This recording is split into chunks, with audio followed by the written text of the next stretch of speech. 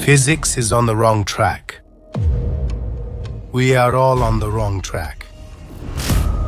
These enigmatic words were written by Ettore Majorana a few months before his mysterious disappearance.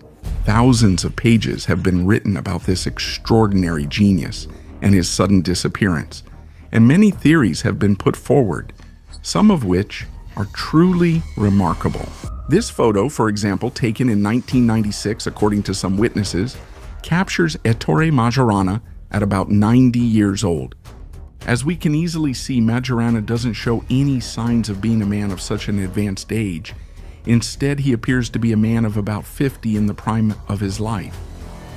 Today, we will tackle the mystery of Ettore Majorana's disappearance. We will follow extraordinary and fascinating theories, incredible hypotheses, but supported by precise documentation, which open the door to scenarios so extraordinary that they are difficult even to imagine. In this video, we will try to analyze this complicated and mysterious story in the most rational way possible.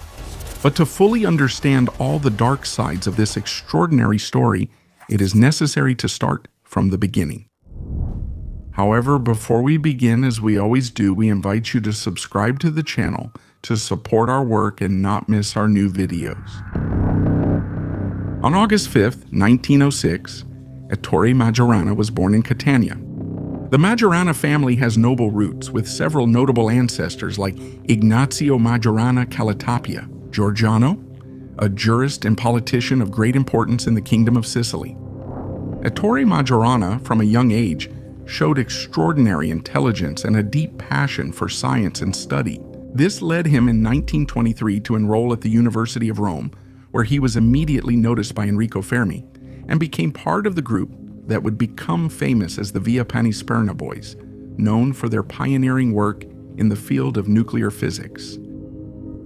The young Majorana, through his groundbreaking studies, contributed significantly to particle physics with his illuminating work on neutrinos, and for having proposed the existence of particles that today bear his name, the Majorana fermions. The years between the 1920s and 1930s were difficult years.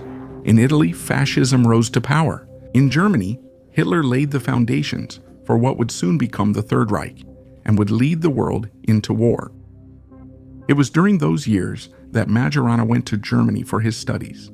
Here, he was deeply impressed by Germany's organizational apparatus and witnessed the exclusion of Jews and all political dissidents from public life. After his return from Germany and after his father's death, the young Majorana withdrew into his study, refused to see anyone, and devoted himself obsessively to his research. It was during these years that he wrote in his notes the enigmatic phrase with which we opened the video. These are difficult years for the young Majorana. He will no longer pay attention to his outward appearance. He will grow a beard and reject every letter that arrives at his office with biting irony, marking it addressee deceased. In 1938, after refusing job offers from Cambridge and Yale, he accepted the professorship at the University of Naples, but he would never give a lecture because he soon disappeared without a trace. On March 25, 1938, Majorana decided to leave Naples and boarded the night ferry that connects Naples to Palermo. Before leaving, he sent several letters to family and friends where he announced his intention to disappear. I have only one wish, that you do not dress in black. If you want to follow tradition, go ahead and wear some sign of mourning, but not for more than 3 days. Afterwards, remember me if you can, in your hearts, and forgive me. But this is not the only letter. Majorana sends 2 other letters to his colleague and friend, Professor Corelli. In the first letter, he writes that he has made an inevitable decision, in which there is not even a grain of selfishness. In the second letter, however, the text is much more mysterious. Dear Corelli, I hope you have received the letters. The sea has rejected me, and tomorrow I will return to the hotel, perhaps traveling with this very note. However, I intend to give up teaching. Don't take me for an Ibsen heroine, because this case is different. I am at your disposal for further details. Another mysterious fact that casts doubt on the suicide hypothesis concerns the fact that young Majorana, before disappearing, collected 5 unpaid salary payments. It's hard to understand the reason if his intention had been to end it all. Immediately after Majorana's disappearance, the search begins right away. The Duce himself orders that the scientist be searched for in every corner of the country. A reward is even offered to anyone who can provide information about his disappearance. For everyone, it is imperative to find Majorana, whether he is alive or they need to recover his body. But the result of the search remains unchanged. There is no trace of Majorana. His body is not found, and he never made contact again, at least publicly. Because, as we will see, several people claim to have had contact with the scientist, even after those fateful days. There are essentially 2 theories about what happened to Majorana. The first is that he committed suicide, and this is the theory that the family also seems to support publicly. The second is that instead he ran away and took refuge somewhere. The second theory is the one that has been investigated the most over the years, and this in turn is divided into many different and even conflicting theories. But certainly, over the years, there have been plenty of surprises. In 2009, for example, more than 60 years after that night in 1938, a journalistic investigation was carried out by some Italian reporters aiming to investigate the disappearance of the scientist. During this investigation, Francesco Fasani, a mechanic who immigrated to Venezuela, is interviewed. Fasani reveals that in the 1950s, right in Venezuela, he met an enigmatic Mr. Beanie, an extremely reserved individual who avoided being photographed. The main evidence provided by Fasani is a photo from 1955 in which it is presumed that Ettore Majorana is depicted. The analyses carried out by the RIS Carabinieri in Rome show that the man in the photograph has 10 similarities attributable to Majorana. But that's not all. Fasani also delivers a postcard sent by Quirino Majorana, Ettore's uncle, to an American named Conklin back in 1920. Surprisingly, this postcard was found by Fasani inside Mr. Beanie's car in Venezuela. In 2015, the Public Prosecutor's Office of Rome decided to close the case, determining that Ettore Majorana had voluntarily moved abroad, remaining in Venezuela at least during the period between 1955 and 1959. 59. This theory does not convince the Majorana family, who do not believe in an escape to Venezuela, and as we said, are more convinced of an extreme act by their relative. But it also does not convince all the researchers who instead believe that the fate of Ettore Majorana took a different turn. To understand the reasons why many are not convinced by this reconstruction, we perhaps need to answer the most difficult question. Why did Ettore Majorana decide to disappear without a trace? Among the most widely accepted hypotheses is that Majorana had clearly understood the course that events would soon take. The rise of Nazism and the ensuing World War would have forced the scientist to put his genius either at the service of the Third Reich or at the disposal of the Allies who were designing the atomic bomb. That's exactly what happened to many of his colleagues. For example, Enrico Fermi, a few months after Majorana's disappearance, fled to the United States and contributed to the infamous Manhattan Project, which led to the development of the first atomic bomb and the subsequent massacre of defenseless civilians. According to several researchers, these would have been the reasons that pushed the young Majorana to disappear without a trace. But according to the latter, he neither committed suicide nor fled to Venezuela. Majorana is believed to have found refuge in a monastery in southern Italy, specifically the Carthusian monastery of Serra San Bruno in Calabria.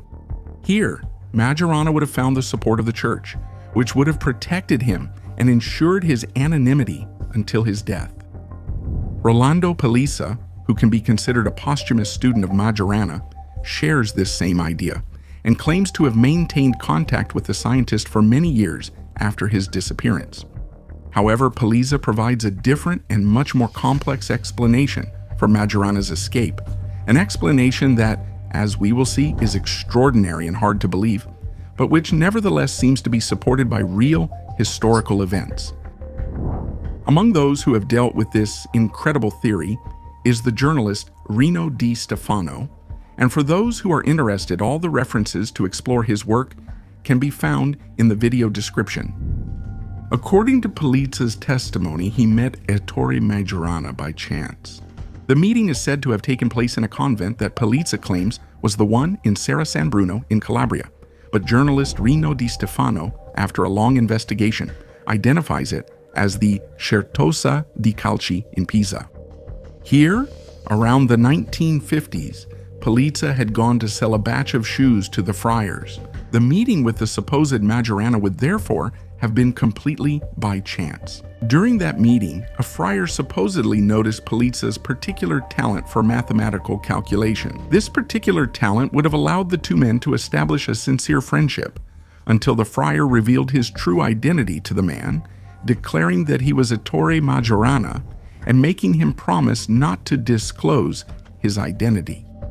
But that day, Pelizza would not only learn the friar's real identity, but would also become his student and understand the true reasons that led Ettore Majorana to disappear from public life. From this moment on, as we will soon discover, the story becomes incredible. According to Pelizza's account, Majorana decided to vanish into thin air after discovering a new mathematics and a new physics. This revolutionary discovery would have led him to understand aspects of our world unknown to us, and it would have allowed him to design a special machine that made it possible to perform extraordinary operations. Well, we are aware that everything that follows may seem like the product of an imaginative mind, but as we will see, it wasn't just naive and impressionable people who believed in this prodigious machine. So at this point, we can't help but ask ourselves, what was this prodigious machine capable of doing? And what does it have to do with the disappearance of Ettore Majorana? An answer seems to come from a letter that the supposed Majorana wrote by hand and sent to Rolando Pelizza around the 1960s. For the sake of completeness, we must add that this letter was analyzed by the graphologist Salah Chantal, who specializes in forensic handwriting analysis. And in the official report of the sworn analysis, we can read this surprising conclusion. As can be seen in the above comparison, the letter being compared has very similar, even identical, characteristics to the comparison samples delivered to me. This letter was definitely written by Mr. Ettore Majorana. The letter, therefore, seems to have been written by Majorana himself, but many years after his mysterious disappearance. In this letter, the physicist describes to Pelizza the functions of the machine he was supposed to build. The machine in question would have been able to perform at least 4 main operations: controlled annihilation of matter, heating of matter, transmutation of matter, and translocation of matter. Clearly, we are talking about something extraordinary, but at least as far as the first phase is concerned, that is, the controlled annihilation of matter, we have precise historical accounts. In 1976, Giulio Andreotti, who was then the head of the Italian government, tasked Loris Fortuna, who at the time was the president of the Senate Industry Committee, with verifying the potential of the machine created by Pelizza. Loris Fortuna, in turn, got in touch with Ezio Clementel, who was the president of the National Committee for Nuclear Energy and a respected scientist, and asked him to examine this remarkable machine. Professor Clementel established a protocol of 4 tests that the machine built by Pelizza would have to undergo, and surprisingly, the device passed all the tests it was subjected to. We know all this because Professor Clementel wrote a report in his own hand, in which he states that the machine has capabilities beyond anything that was known at that time. The energies, and especially the power involved, would go beyond all the limits of current technology.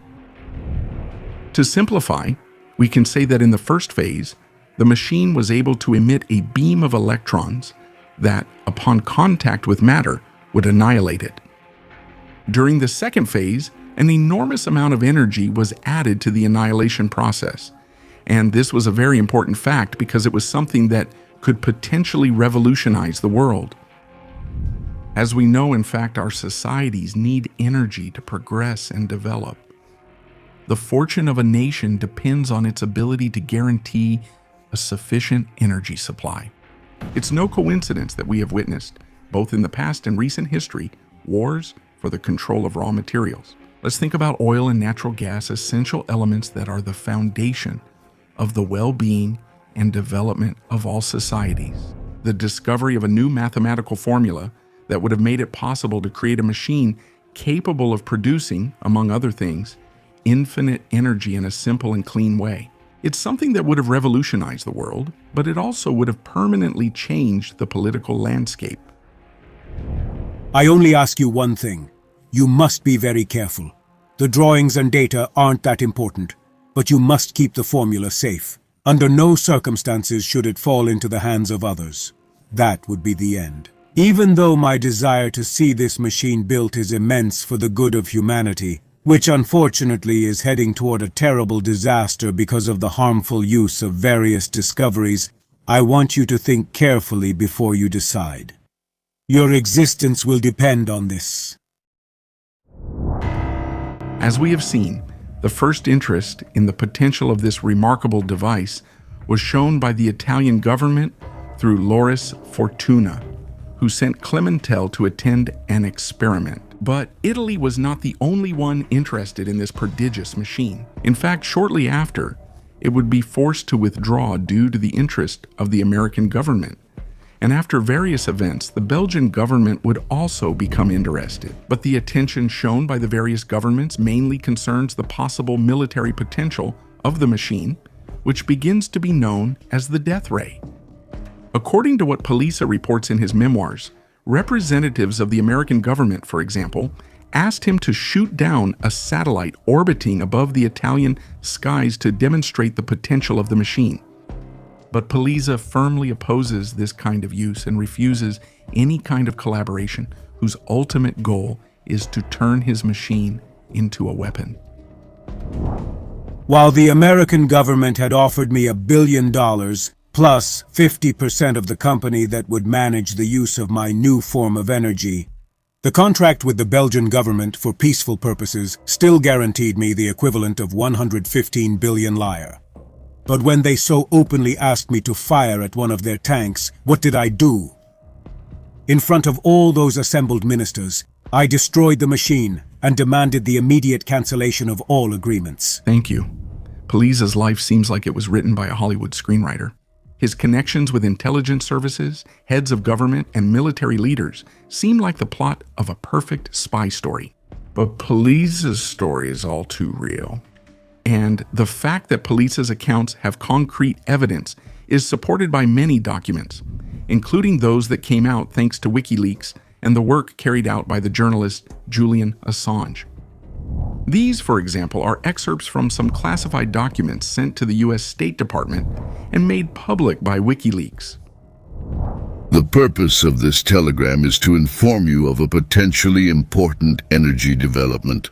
In July 1976, Chicons was approached by Dr. Lorenzo Guarini, who claimed to know a group of scientists, unknown nationwide, who had invented a practical method to generate more energy than nuclear power. He proposed that Chicons meet one of his colleagues, who had direct contact with the group. Chicons then watched a videotape of a demonstration of a machine that appeared to measure about 30 inches by 18, with a protruding cannon similar to a lens. A solid cylindrical iron target about 2 by 8 inches was placed about 50 feet from the machine. There was a buzzing sound, a small puff of white smoke, and instantly the iron sample melted. The destruction of other materials was demonstrated with equal drama. If this first excerpt proves the American government's interest in this machine and confirms that an agent had seen the machine in operation, in this second excerpt, the interest in its possible military use becomes more evident. It has been suggested to present the United States with the opportunity for an indirect demonstration involving the destruction of a satellite, a tank, or a moving animal. In addition to the possibility of testing various samples under supervision, if something substantial should result from the performance of this invention, there could obviously be significant foreign policy and military implications. As we know from Pelizza's testimony, he refused to hand over the patent for the machine to the Americans because he realized that their interest was to turn his creation into a weapon. Although the idea that the machine could become a lethal weapon frightened him, Pelizza continued to carry on with his studies and focused his research on the second phase, the heating of matter. Around the 1980s, Pelizza claimed to have achieved his goal. The machine is capable of generating energy. In those years, the Italian government, under the supervision of Antonio Mancini, a high-ranking diplomat, showed renewed interest in Pelizza's machine and scheduled a new experiment attended by top institutional officials. In 1981, I was able to demonstrate again, in the presence of Minister Mancini, that we are capable of transforming this energy into heat. It could therefore, in theory, replace traditional energy with incalculable economic benefits, and the spectacular consequence of making the air purer, the waters clearer, in short, creating the conditions for a healthier and less worrying future. The device created by Pelizza, according to his testimony, would be able with just 40 watts of power to heat any material up to 800 degrees forever. This would happen without producing any kind of dust or other polluting element. The beam produced could also be directed from 1 centimeter up to 1,500 kilometers away.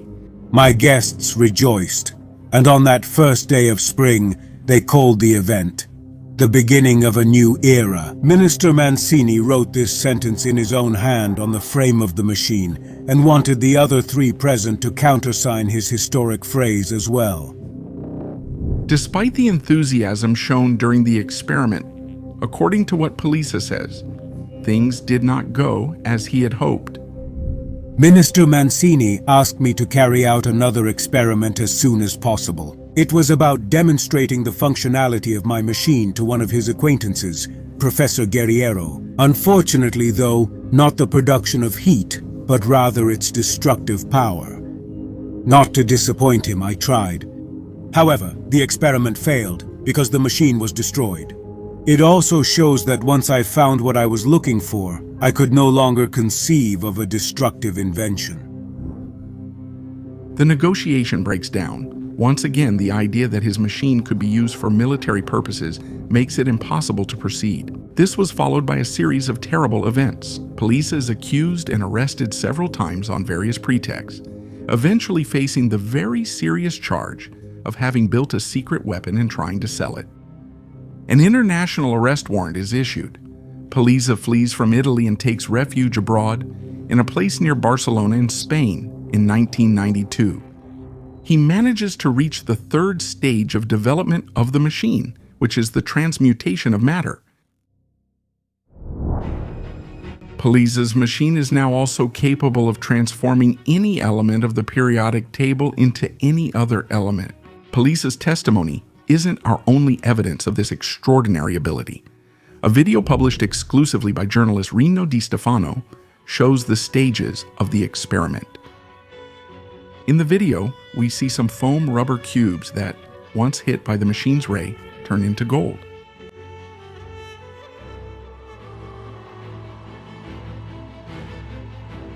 What we can add about this incredible video is that it was shot with a videotape camera. This was the subject of a sworn expert report by the digital forensics firm of engineer Michele Viciello, who certified the integrity of the footage and the absence of any manipulation.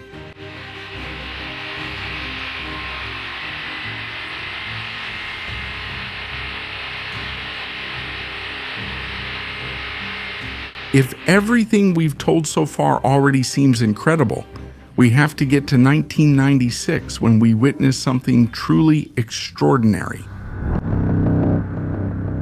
In a video, we see an elderly Rolando Pelizza walking in a garden next to a man of about 50 years old. The face of this man is the same one we showed you at the beginning of our story, and it is said to belong to Ettore Majorana, who in 1996 should have been 90 years old.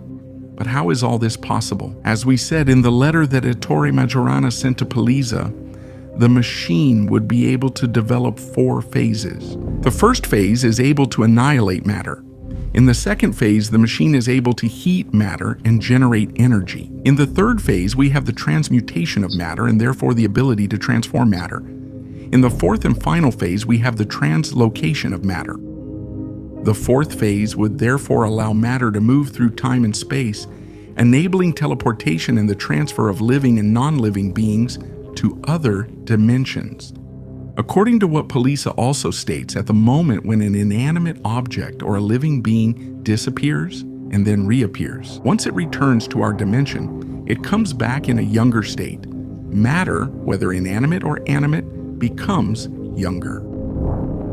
If we accept as genuine the photo and video depicting the alleged Ettore Majorana and accept the results of the analyses that determine they were not tampered with, only one possibility remains.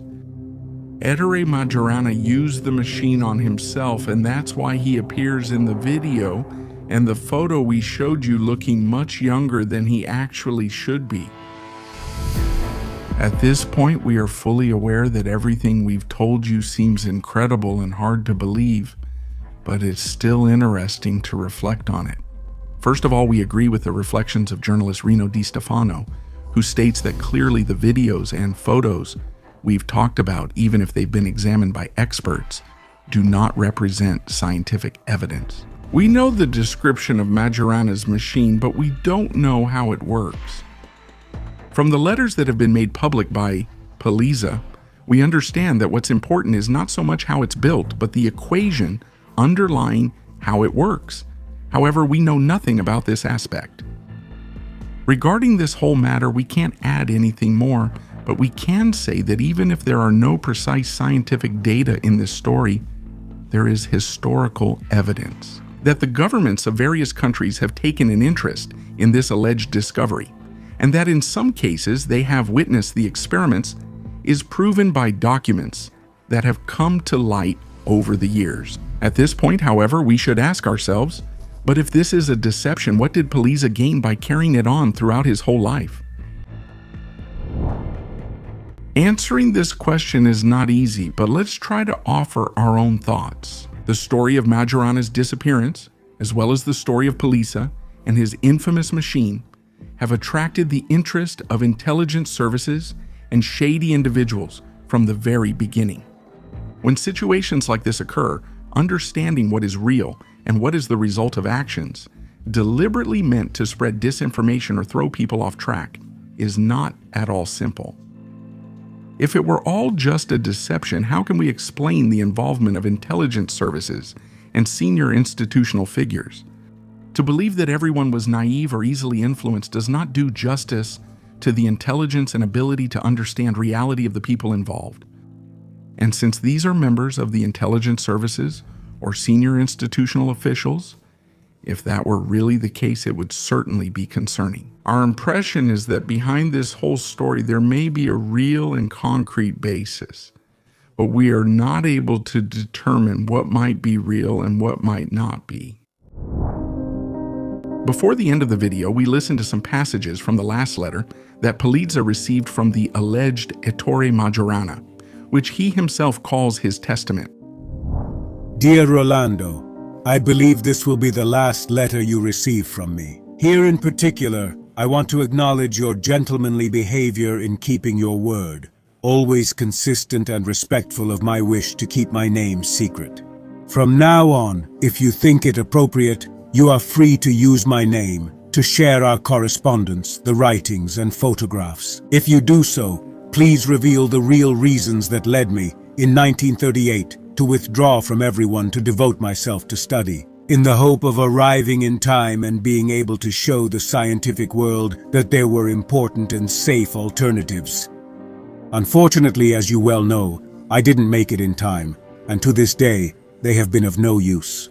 I thank you again for having sacrificed your life to go along with me. Please, don't go any further. Yours, Ettore. We've reached the end of the video, and we thank you if you've made it this far.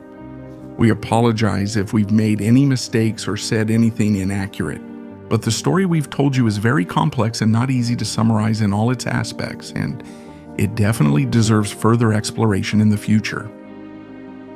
But now we're really curious to know your opinion. Write in the comments what you think and subscribe to the channel to support our work and not miss our new videos. See you in the next story.